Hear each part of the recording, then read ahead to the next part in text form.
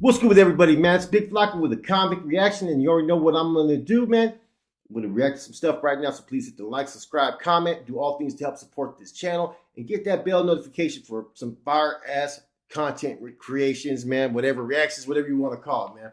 And I got a good one. This is my third time now to do this one.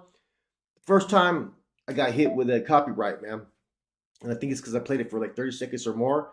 But it's about GB's new album, Horns and Halos, man. And I get why they call this because it's the good thing, bad thing. And this is one of the most personal albums all the way through that I've seen from a rapper that's from the hood, from the North Daniel hoods as well. Represents where he got real. This was a raw inside look of how he thinks personally, how his past is, his present, and his future. I was impressed with this, man. Very impressed. I put him up there now on the pedestal with all these other rappers that I think are some of the top rappers from Northern California, like Rico Too Smooth, Acito, Dos Cisneros, all these cats, man. But I put GB right up there, man. And I think this is probably one of the most impressive ones I've seen from a rapper from up north in a long time, as far as how personal they got into it and what they were speaking on. I mean, he really got into it. It wasn't just about clapping at fools and just getting some pussy or anything like that. It was details about him as an individual, growing up in the hood, the struggles with his relationship with his mom, losing loved ones. This shit was as real as it can get, man. And it showed a different side to him. And it also showed a side that could have a positive message. You know, one thing is to be in rap songs talking about clapping at cats, being up on the block, getting their grind on, and kicking in doors, doing licks. I do that because that's the way of life that we've lived. You know what I'm saying? But to show people the positive side as well that you can change, this is real important, man. And I was impressed, man. Like if you guys are into rappers that are from up north and want to support rappers from up north, get this album, guys. I was impressed with it, man. Like I said, it's one of the most in-depth look at a rapper's personal feelings than I've seen in a long time. It's almost like a you'll see. You just check it out. We're gonna do a couple songs real quick. I can't go over 30 seconds because then they're gonna hit me. Because I did one, I let it play for too long as far as on the sample tracks, they got me. So let's go. Let me see.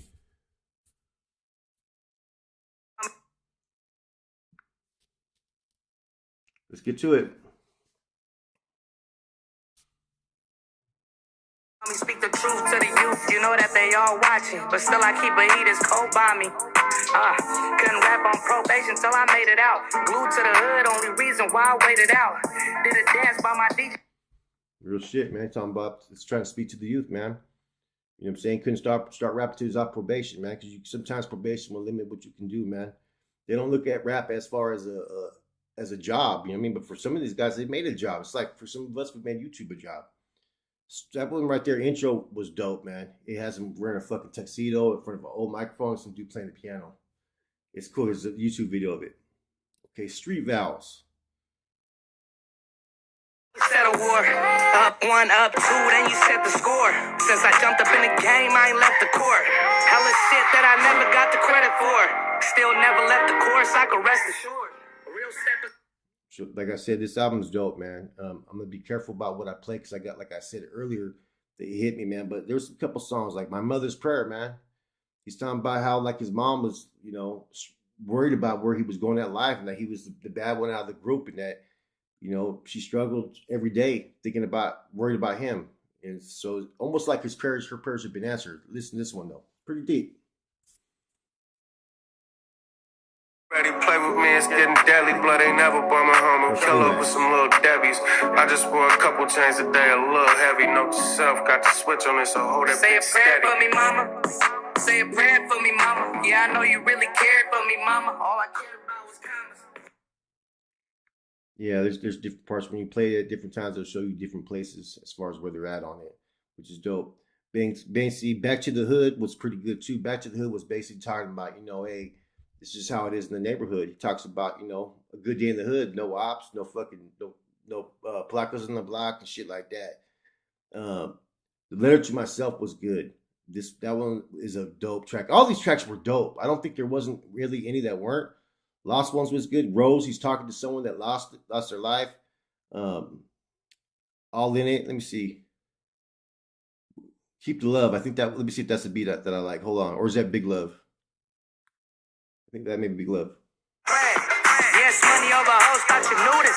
Everybody talk, but not everybody do this. Gold, then you clueless. Gold in the Cubans. Finally up top, you should see how to view it. That one was dope right there. But the ones I like on this as well is let me see all the tracks, man. But I like the intro. Like I said, My Mother's Prayer. Letter to Myself was good, man. That one right there, he gets personal about where he should see himself in the future, man, and not to put no limitations and accept those losses that he may face. He's telling himself that, man. Like, look, you got to keep on striving, you got to keep on pushing, and don't be afraid for failure. That's a message for anybody out there, man. And that was probably my favorite ones besides the intro. Here we go. Take the dangerous route. Just know you finna hit the pin, so where them gangsters out. Up on that yard, you gotta show them what it's ain't about. Just do your thing for now. I know you love music. I recommend you pursue it. So he's talking to himself about life, man. You know, this album just dropped yesterday. Like I said, I'm not going to play the rest of it because they're real catchy on Hitting You, Hometown Hero. They're real catchy about, you know, copyright. So you can only play songs for like under 30 seconds, I think, without being flagged, man. But, you know, this album was dope, man. And I'm real, when it comes to rap, and if you're a rapper, anybody knows this, you're always going to be critical when you listen to any other rapper in the mix. Like, there's some rappers that are popular from up north that I don't fuck with. Not that I don't like them, I just don't think they're all that. You know what I'm saying? That whole Red Alert group right there, man, those dudes are all pretty dope, man. You know what I'm saying? I don't know who's actually with it, who isn't. You know what I mean? The only one I know that's officially really, really with it is Casper. You know what I'm saying? But these dudes seem cool, man. I've watched, you know, GB and some interviews and some other cats, man. They seem humble. You know, of course they're going to be with that active fucking line. Of course they're going to be. You know what I mean? You can't fault that, man. So you got to respect what they do because that's what the business is. But as far as on an individual level, when you get to hear them in interviews and what I got to see in this personal project, it was dope, man. You know what I'm saying? This is the kind of shit that I fuck with. You know, now these rappers are not just, you know, making rap albums and getting on Spotify, Apple Music and all this stuff and doing albums on YouTube and interviews. Man, they're starting to invest in their own business, you know. Backpack Boys, prime example. A lot of those dudes, the rap game, have assisted or associated with that whole little thing that's going on. You know, GB opened a store in his town, Merced. Those are the kind of things that are kind of awesome. You know what I mean? Because if you think about it, that's what a lot of rappers like from down south and up north have done as far as in the black communities. You know, I can think of Nipsey Hussle did the same thing. You know, so when you establish yourself in the rap game and people will sit there and recognize you and respect you in the game, it opens up different opportunities. And I think if you're really going to be an entrepreneur, you know what I mean, or successful in the music field, you can't limit your options. You can't limit it just to rapping and dropping verses and all that because, you know, you're only hot so long. You're only hot till the next big thing comes out, man. And sometimes you're only going to be hot locally in your area because that's the only line that's being pushed, man. So if you guys are into this rap scene, right, and you like rap music, check out GB's album drop, man. You know what I'm saying? It's dope. You know what I'm saying? I can't really compare it to too many others. I think this one was a little bit less about. That's one thing I do say about him. They don't always represent that the North Day in their albums as far as in the tracks, but they represent it outside of it, the videos. You can tell that they're homeboys. And I think in this video, you see GB as a person, as in his individual struggle, where he's from, what he's gone through. And I think as an artist, which is what you call yourself when you're doing music, it's a form of art.